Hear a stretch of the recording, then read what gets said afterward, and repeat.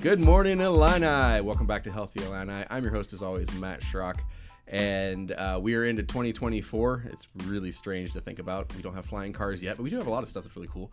But as we're jumping into this, we are today talking about something you may not be quite as familiar with in healthcare professions and even in healthcare treatments. And so I'm excited to have this conversation today. I'm joined by two guests today. Our first is Stacie Young, and she is with Parkland College here in Champaign-Urbana. And she's an instructor with the Occupational Assistant Program, and she's the program director in training for that program. So, Stacie, thank you so much for being here. Oh, happy to be here. And I'm also joined by one of her students, an OTA student, that's Occupational Therapy Assistant, correct? Yes. An OTA student, and that is Lauren Trakina. Lauren, thank you for being here. Thank you. I'm very excited. And we're talking about occupational therapy, Yeah. which is, I'm excited about this because we talk about a lot of aspects of healthcare here with Healthy Illini. We talk about some ideas. We talk about occupations as well. And this is one that I had always heard occupational therapy as I was growing up. I grew up in a very medical family. My parents were nurses. I had a lot of doctors and nurses in my extended family. And I'd heard the term occupational therapy. For me, that always meant, somebody got hurt on the job. It's workman's comp, it's rehab from something that happened in a job setting. But I could not have been more wrong. Yeah. And really, I didn't learn what it was until my son had to go see an occupational therapist, and he had to do it because he is on the autism spectrum, which I would have never thought would have tied the two together. Yeah. And anyway, so we're going to start right there because if somebody's listening, they need to have a baseline of groundwork of what we're talking about. So, what is occupational therapy? I know this is going to be that's a huge question, but as best you can, kind of drill down just a little bit on what does it mean if you go.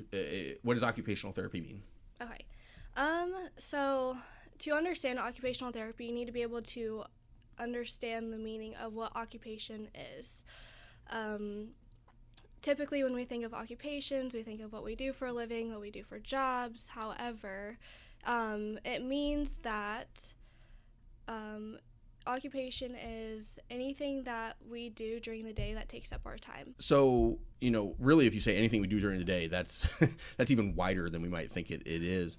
So how do you focus on that from occupational therapy? What does that mean when you start breaking it down of the focuses of that particular practice?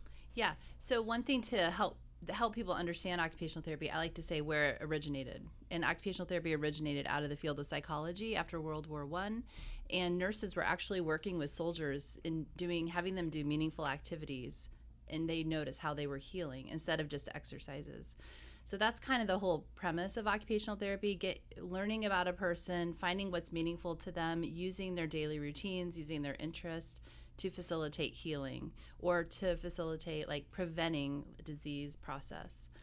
That's really interesting and really messy because, and I say messy because what you're describing is a very individualistic approach Absolutely. To each client you have. Mm-hmm. And, humans as a creature, we like patterns. We like, if I do X and Y, then I get Z. Or if I need to get to Z, I do X and Y. Occupational therapy is, sometimes I need X, sometimes I need Y, sometimes I need 2, sometimes I need carrots.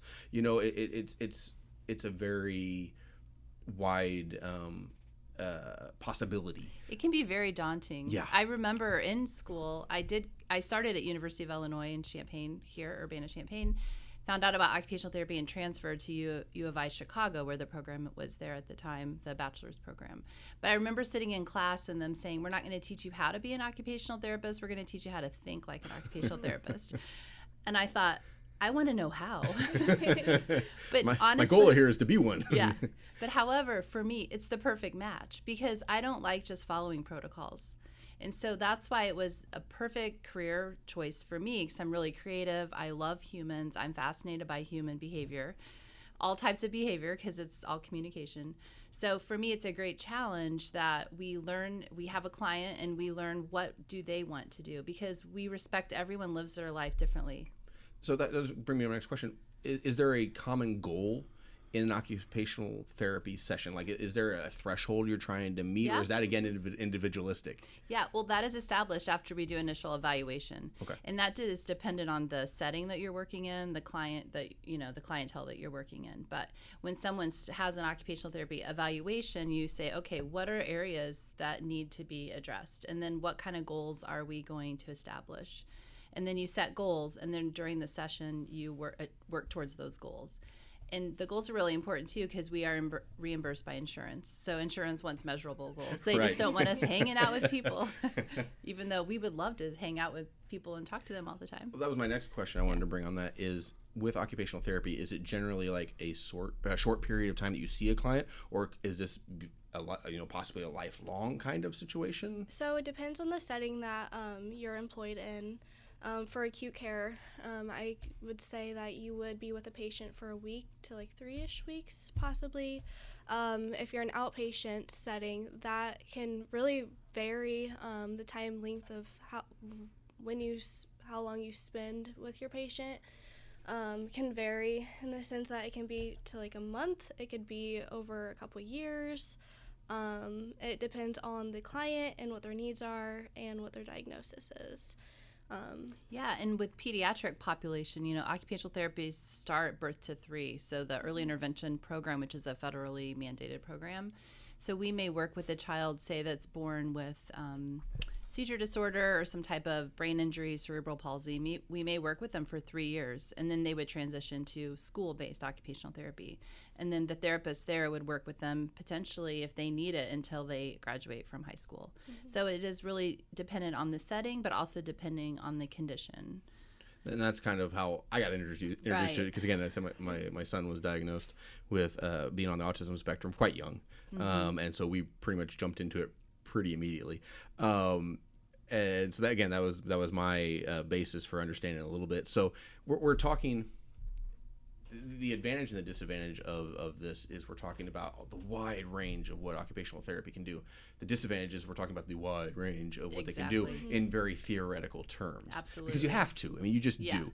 But for anybody listening who's like, okay, I'm still trying to grasp what this is, can you give me some examples of some strategies? Like, let's say you have somebody come in and you're working with them and they have a particular need, and you can pick anyone out of thin air you want. Sure. If you want to grab some example and say, this is how we would approach certain things, like give some where the rubber meets the road kind of ideas on how OTs function. Yeah. So say, for example, you're working in a hospital or like a rehab setting and someone has a stroke. And so they were a 50-year-old that they were doing, fully, working, driving to work every day, have a stroke.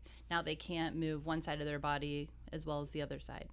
So we would, work with them on, first of all, like daily routines, like how do you get your shirt on? How do you get your pants on? We have adapted tools we can teach people. We also will do exercise. We do exercise like physical therapy, but we aren't just beholden to exercise. We add that in because we need to understand the joints, shoulders. So within OT school, you have to have anatomy and physiology, cadaver level for even the assistance program and graduate program, because you have to understand how the body moves. So we would work on how that individual is able to get food. Are they cooking? Can they only use one hand? How can we adapt them making eggs in the morning? And then also we can even work on how they're adapting to their disease process and their disability. Like we do a lot of psychosocial interventions, teach our students stress management, kind of wellness concepts. Like you may not be able to go back to this job, but how can we make your life still full? Because you still are valuable. Like we are valuable no matter if our body works the way that people think a body should work, we're still valuable. So we can support them in other ways, maybe getting them plugged into a support group or giving them, other leisure opportunities. Like maybe you are into ham radio. I don't know, something that you've always wanted to do. So we can support the whole person in that way. I like how you transitioned in that little bit of conversation, how you transitioned from, well, we do this with the physical into, well, we do this with the emotional, well, we do this with the psychological as well, because that's really what it is. Yeah, it is. Because, again, I pull a lot from my own experience. We all do. Yeah. With my son, a lot of it was following order of things. Like if I do this, then this. Right. Following instructions, understanding instructions, giving basic instructions, and seeing if he could follow and understand what the concept was wanted. That kind of idea. It wasn't so much about physical. There was some motor skills in there as well, but a lot of it was trying to connect the cognitive, because that's where he struggled a little bit. Yeah. And so I love that you transition between those different things, because again, it just depends on who it is. Exactly. Okay, we could talk about this forever, and I would love to, because I find it fascinating.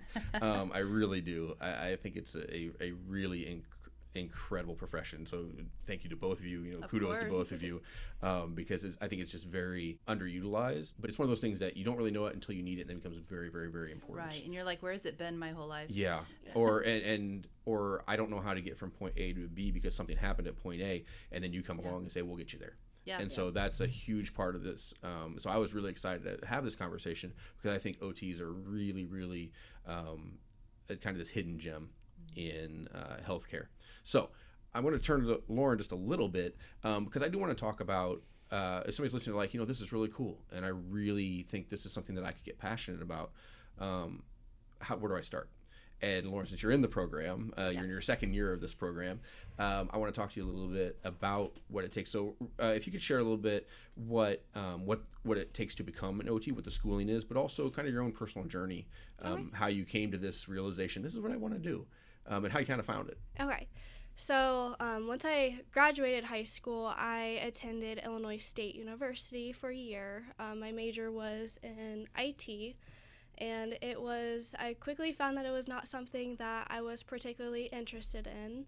So I wasn't for sure what I wanted to do for about a semester and a half. And I wanted to come back home and try and really find who I am and find what I want to do. And I applied to go back to Parkland, which is like the local community college in the area. And I found occupational therapy when I was looking through the health professions. I was not for sure what that was, so I started doing some research on what occupational therapy was, and it is very complicated. After even doing research, I wasn't 100% sure on what all occupational therapy entails. So I reached out to a couple local occupational therapists, physical therapists in the area to get more of an understanding, and I applied to the program at Parkland, which is the Occupational Therapy Assistant Program. It is a 2-year program, and the first year, which you will complete typical prerequisite courses along with the occupational therapy course lectures and fieldwork 1 as a first-year student, which is community fieldwork. And you will go out in the community, and we... Did you do your fieldwork at Restoration Urban Ministries? Yes. Yeah. So it's pretty cool fieldwork. Yes. Yeah. We went to Restoration Urban Ministries, and we helped... it's a life class there, and we helped them learn different management skills, stress management skills, anger management. It's interesting you mentioned that, because I've talked to a lot of students who are like in a program where they're like, I just want to get to where I get to do something. Right. I'm doing my prereqs, I'm doing all this backup, this background and baseline work, which is great, and needed for a lot of majors. But like, I just want to get, and for someone that's a struggle. For me, that's a struggle. Whenever I do something, I want to do it. Exactly. Like planning is great, but I can only plan to a point, and then I start losing my mind. Right. Because I need to do something within whatever I'm learning or active with, a committee, whatever it is. I have to be active. And so that's great. Like right away, first year, you're jumping into it, which is good in 2 ways.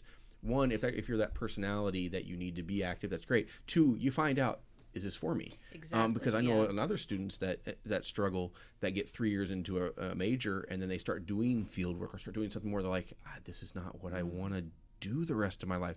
So one, kudos to you, Lauren, because you got into something, which I smiled when you said IT, because I know so many stories. People are like, well, I started here and then I went here, and they have nothing to do with each other. But you recognized that in yourself and said, I'm going to find my path, yes. which is really the heart of Healthy Illini. So that's great. So I'm impressed, because that's not an easy decision to make for anybody. No, When you're it's on a not. path to change is hard. And so you're jumping into this program. You mentioned that it's an occupational therapy assistant program. Yes. Can you explain a little bit what's the difference between an OTA and whatever's next? I assume an occupational therapist is the next thing. I don't know. I'm just guessing. What's the difference there, and what's the advantage of moving on or staying as an OTA? Okay. So an occupational therapy assistant, we focus on treating the patient. That includes like planning treatment sessions, coming up with different activity ideas, and we perform treatment sessions. Now the difference between OT or occupational therapy assistant and an occupational therapist is that occupational therapists are the ones that are able to do the evaluations for patients. Occupational therapy assistants are not allowed to do that. They're both allowed to treat, so we can both treat the patient, but the next step up would be the ability to do the evaluations. And the occupational therapy assistants is a 2-year program, and locally there are some bachelor programs nationally. After you complete the 2 years, specifically, it usually takes about 3 years because of prerequisites. You need anatomy, physiology, English, psych, all of those classes. They'll sit for a national board, and you need to be licensed to do that. Occupational therapist is now a master's and some doctorate programs. So you would need to complete a bachelor's degree, apply to a master's, which would be an additional 2 years, or a doctorate, which is an additional 3 years. And then after that's completed, they'll sit for national boards as well. And the graduate programs in occupational therapy are very hands-on too, like what you said. So I know a woman that just started in the fall. She was at U of I studying psychology. She's at Rush University in Chicago, and she's already doing fieldwork stuff first semester in the hospital. So it's a very involved, like hands-on also. And we, I mentioned that for people that need that kind of aspect, that's a great thing. Yeah. That you kind of mentioned in our prep work, and I want to ask this. I'm trying to think how to ask it exactly. Is that there really with OT, with the program, there's a certain kind of personality that you kind of need to have. I shouldn't say need to have, but that can be beneficial. Or if you have a certain personality or like outlook on things, this could be a good fit for who you are. What are some of the tools or the perspectives that really help somebody find a home in OT? Yeah. I kind of feel like people, the more you learn about yourself, finding where you belong in the world versus changing yourself for profession. And that's why I like to really talk about this with OT, because I think OTs need to be really creative. You need to clearly like people, like talking to people. If not, that may not be for you. You may want to do IT. So be creative. You need to be a problem solver. I love problems. I love solving problems. And I think OTs love solving problems. And also, like, don't tell me someone can't do something, because we find workarounds. Some of us call ourselves human engineers, because we'll mock up different tools. We use splinting material. We splint for hand injuries a lot. So we'll use, like Lauren's class uses splinting material to adapt activities. If someone had like an amputation, that was a really fun lab that they did this year. So someone that likes people, definitely you need to have an ability to do science and understand the human body and put things, follow processes. So the one thing I like about OT is also, is that you can kind of reinvent yourself. So I've worked in pediatrics most of my career, and then took a little job at the Stevens Family YMCA doing management of inclusion, kind of disability programming. Then I went back to home care, worked with some adults. Now I'm at Parkland. So I like that there's a lot of versatility to the field. So we have a lot of really creative thinkers in our class, a lot of active individuals in our class. So it's a place that people that are very hands-on, kind of kinesthetic learners really thrive and do well. Lauren, you mentioned that you researched it, but you weren't really sure what you were jumping into when you jumped into it. What are the things that you've found now being in the program that you love about the program, or that you've learned fit your strengths in trying to take a path into OT? Yeah, I think for me, I really thrive in the area of being able to communicate with patients and building a working therapeutic relationship with them. And it's really an area where I can be able to learn who my client is and what fits them best, and what will work for them and what won't work for them. Well, it sounds like, a lot of what Stacie was saying about the problem solving, that there's that satisfaction of, I figured something out. Not that you figured everything out, but that you got a piece of the puzzle. Right. And as you're talking, I'm hearing, you like to find out who a person is, how they function, how they think, and then how you can use your tools to help them. Yes. It's kind of that, I got it now, kind of eureka moment that really is a fun thing for people who are in OT. Yeah. Yes. And also, I feel like we're kind of coaches. Coaching people up. And, some people, if someone, young adult, has a car accident, has a spinal cord injury and can no longer walk independently, at that time right after, they may not be ready for that pep talk and coaching. But OT could even support them in that way, just doing range of motion and positioning. And then later on, when people are ready, like, they can be coached up. And I think OT really allows us to look at a human and say, you still have value.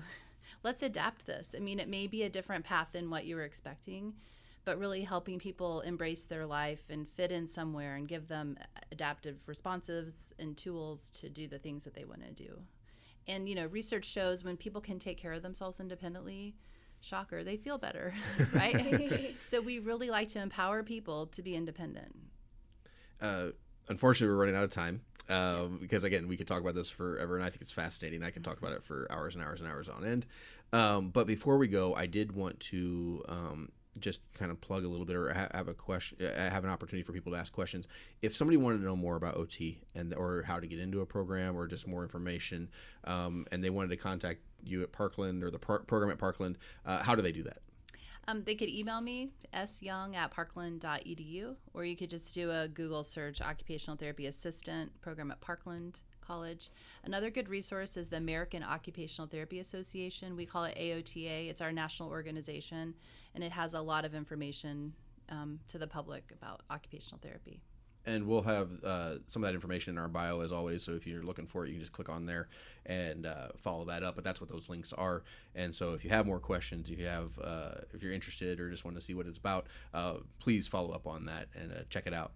Well, Stacie, Lauren, thank you so much for being here today. I really appreciate you taking the time and educating, because it's been just a really quick glimpse into a fascinating world of healthcare. So thank you so much. You're welcome. It's been fun. Thank you. There is a huge, broad spectrum of careers in healthcare, but not just careers, but ways to enhance your life, to be supported in your life, whatever you're facing on your journey. And occupational therapy is one of those. It may be something that you may want to get into as a career. You may want to check it out and help others with. It may be something that you could be benefiting from and you just never heard of it before. So I encourage you to check it out. Look into some more of the information. If you have questions, contact the program at Parkland. Contact us here at Healthy Illini. We'll be happy to put you in contact with people that can help you. We'll help you find the answers, find the path that you need, so that you can get more information on that. If you have questions about the topic or ideas, or want to follow up, please contact us on that too. We'd love to have the conversation with you. We'd love to be to engage with you and see how we can be a part of your journey. But thank you for joining us today. You are on a personal journey, no matter where you are in it. You are important and you matter. Your health and wellness are important and matter, and we're here to keep you well to excel. So go have a great week, Illini. Let us know how you're doing, and we'll catch you next time on Healthy Illini.